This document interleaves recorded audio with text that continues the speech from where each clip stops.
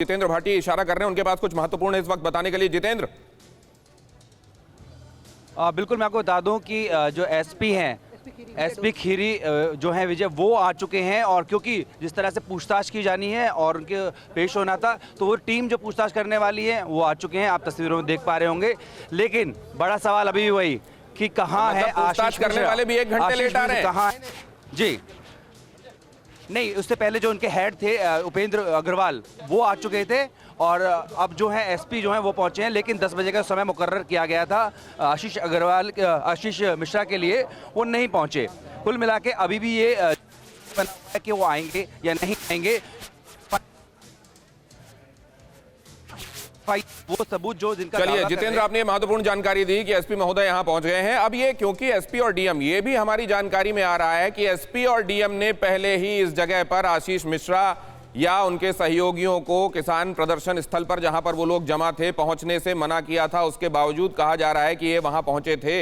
और वो ड्राइवर जिसकी बाद में उन्होंने लिंचिंग में जिसको मार दिया, उससे पहले का अगर बयान वीडियो जो दिखाई दे रहा है उस पर अगर हम जाएं तो वो ये कह रहा है कि हमको भेजा गया था यहाँ समझने के लिए कि माहौल कैसा है। लेकिन इस सब के बीच जस्टिस राकेश के पास मैं जाना चाहूंगा। सर, इस मामले में आपके हिसाब से किन जगहों पर गुंजाइश दिखाई दे रही है, लूप होल्स दिखाई दे रहे हैं?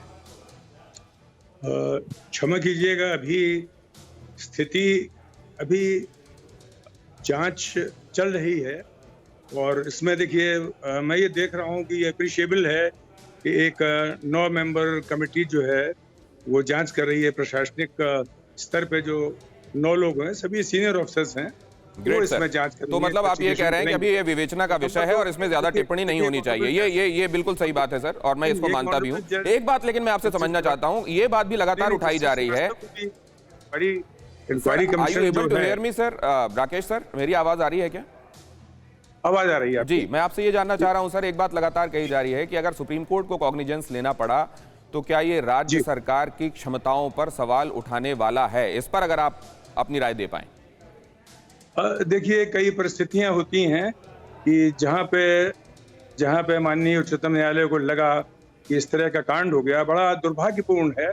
किसी को भी लगता है कि जहां 8 लोग हताहत हुए हों और इस तरह से कांड हुआ हो, तो स्वतः संज्ञान लिया या किसी के कहने पर संज्ञान लिया, ये सही है कि उन्होंने किया। लेकिन जहां तक उत्तर प्रदेश सरकार का सवाल है, मेरा ख्याल है उन्होंने भी लाइटनिंग स्पीड से काम किया। देखिए, कल ही जो है एक ऑनरेबल जज की कमेटी देखिए बन गई है।